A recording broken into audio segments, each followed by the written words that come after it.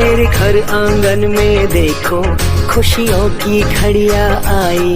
संस्कारों की चादर ओढ़े देखो बहू रानी आई। ये स्वागत है बहू का, स्वागत है नए जीवन में, स्वागत है।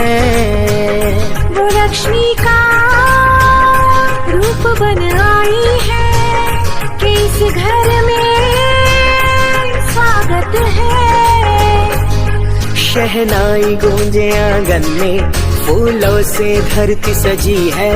रौनक दिल में खुशियों की, रंगों से धरती भरी है। ये स्वागत है बहू का, स्वागत है नए जीवन में, स्वागत है।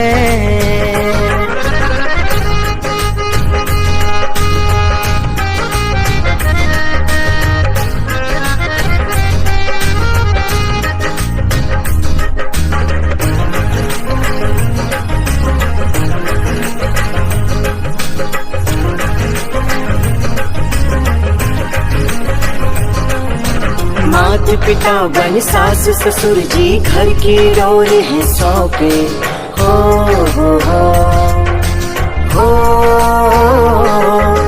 माता पिता बन सास ससुर जी घर की डोर है सौंपे।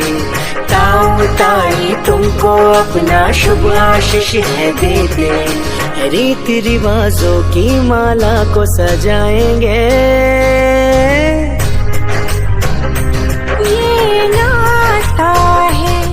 हम सबका जन्मों